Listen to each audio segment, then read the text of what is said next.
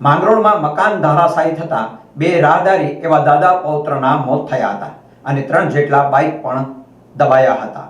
રસ્તે નીકળતા બીજા રાહદારીઓ દ્વારા કાટમાળમાં દબાયેલા દાદા પૌત્રને બહાર કાઢી માંગરોળ હોસ્પિટલે ખસેડવા કામગીરી હાથ ધરી હતી। ત્યાંના લોકોના ટોળા એકઠા થયા હતા। માંગરોળ શહેરના ચા બજારમાં આવેલું જૂનું બિલ્ડિંગ પડતા નાસભાગ મચી ગઈ હતી। જ્યારે આ ઘટના બન્યા સ્થળે અન્ય એક વ્યક્તિએ પોતાની આપવીતીનું વર્ણન કર્યું હતું કે હું દવા લેવા માટે નીકળ્યો હતો ત્યારે કબૂતર ઉડવાથી મેં ઉપર જોયું ત્યારે દિવાલ નમી પડતા મેં ગાડી મૂકી દોડી જતા મારો બચાવ થયો હતો। મંદિર શેતાન છે, હું રહેવાસી નાંદરકી ગામનો છું। હું આવ્યો તો દવા લેવા છોકરાની ને અચાનક કબૂતર ઉડ્યા ઉપરથી એટલે દિવાલ આવતી હતી, મેં જોઈ દિવાલ આવે છે, હું ગાડી મૂકી તો છોકરાને બાઈને લઈને ભાગી છૂટ્યો તો દિવાલ એટલે પડી ગઈ।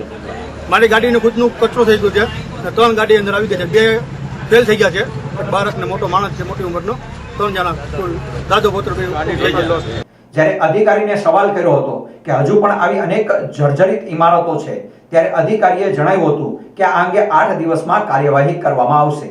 ત્યારે આ બંને વ્યક્તિનો જે ભોગ લેવાયો છે તેના માટે જવાબદાર કોણ તેવા અનેક સવાલો ઊભા થવા પામ્યા છે।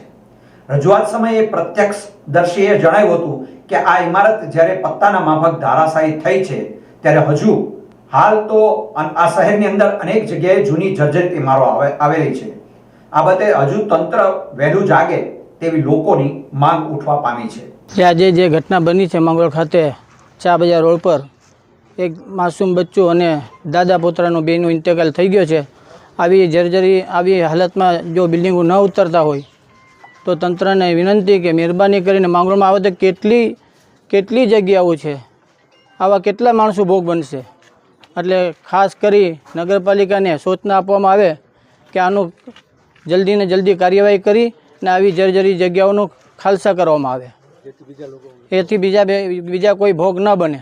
માંગરોળ શહેરની આ દુર્ઘટનાની જાણ થતાં આસિસ્ટન્ટ કલેક્ટર વંદના મીણા ઘટના સ્થળે પહોંચ્યા હતા અને સંપૂર્ણ માહિતી મેળવી જણાવ્યું હતું કે આ મકાન માલિકને 2 નોટિસો ફટકારવામાં આવી હતી, તેમ છતાં કોઈ કાર્યવાહી થઈ ન હોય, કડક કાર્યવાહી કરવામાં આવશે તેવું જણાવવામાં આવ્યું હતું।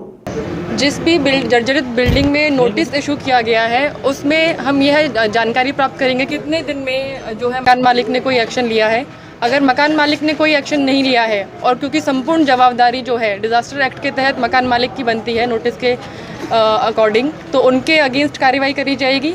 और अगर मकान मालिक कार्रवाई नहीं करते हैं तो नगर पालिका के द्वारा जो है मकान का डिमोलिशन करने में आएगा और जो भी उसका बिल बनता है, बोझा बनता है, वो मकान मालिक के ऊपर दिया जाएगा।